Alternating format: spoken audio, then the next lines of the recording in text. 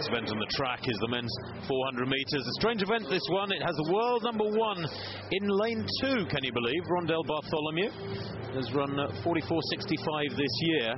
Jeremy Warner, of course, the man who dominated much of the last decade, is out of the World Championships with injury. And the reigning world champion, LaShawn Merritt, coming back from a drugs ban in Stockholm with a second place last week, will be in Daegu. But both of them absent this evening. Jermaine Gonzalez, that's certainly a name to watch. The world number 3 with good wins in Lausanne and in Stockholm last week. He goes in lane 4, the Jamaican. The world best, though, is relatively poor, I have to say. That 44.65 by Rondell Bartholomew is a time that would normally have been broached by several men by this stage of the season. Beautiful evening sky, early August evening sky here in the UK, where the weather has been quite stunning for much of the last 10 days or so, apart from yesterday when the heavens opened over most of England. But thankfully it stayed dry this evening, and let's hope it does too for day 2 tomorrow of this London leg of the Samsung Diamond League.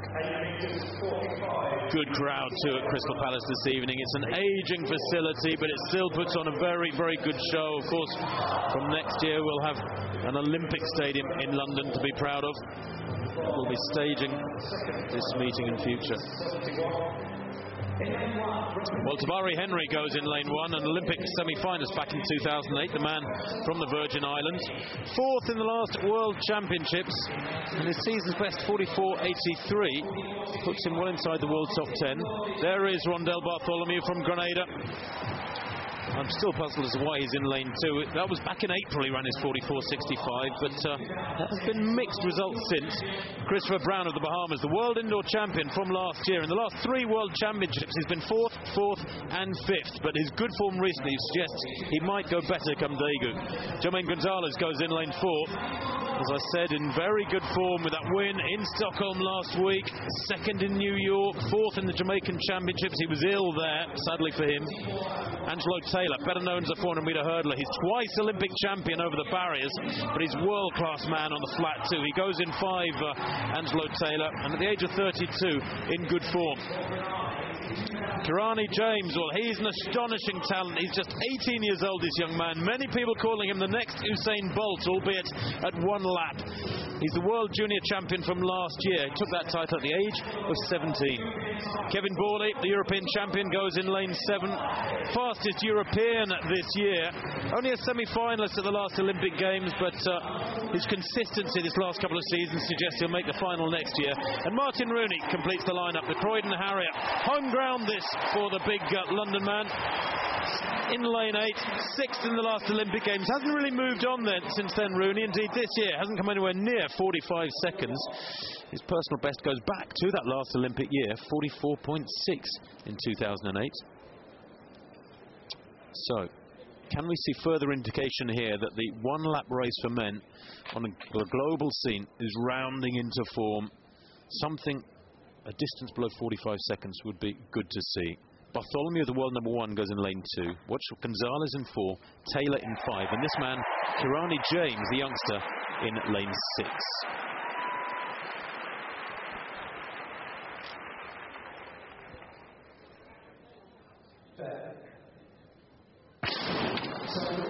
Well, away first time. Don't look for the meeting record of Michael Johnson set back in 1992. That was a 43.9. Don't look for that to be threatened, but certainly it's Borley who's gone off very quickly there.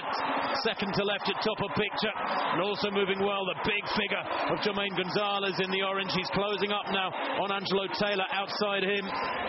Chris Brown too has run a good first 200 metres, and look at Kirani James, the youngster in the black there, 3rd from left. He's moving well, but Gonzalez leads at the moment in the orange. They come around the crown of the bend. Also inside him, Chris Brown has run a really good first 300. They come into the straight now, and Gonzalez leads, but here comes Kirani James, the youngster. Look at the stride, powering on. He eases away from the rest. Gonzalez has been passed and well beaten there. 2nd place for him, a dip at the line there. Maybe Angelo Taylor grabbing 3rd place.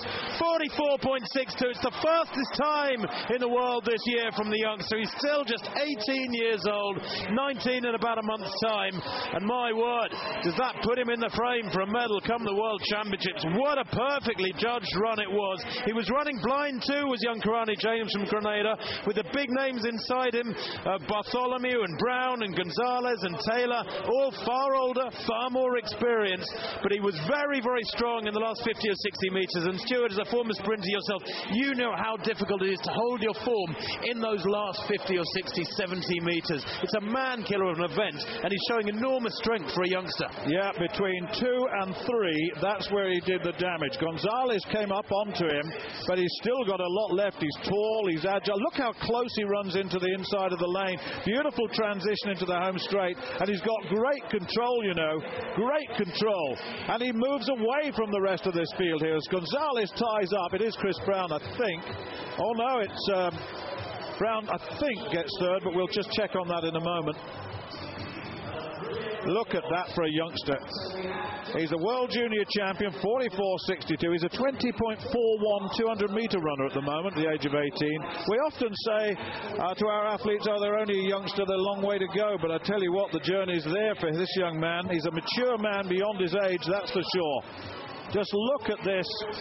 Gonzalez did get second and Brown did get third, just holding off Angelo Taylor. But that is a young man from Grenada who is making a big impact already.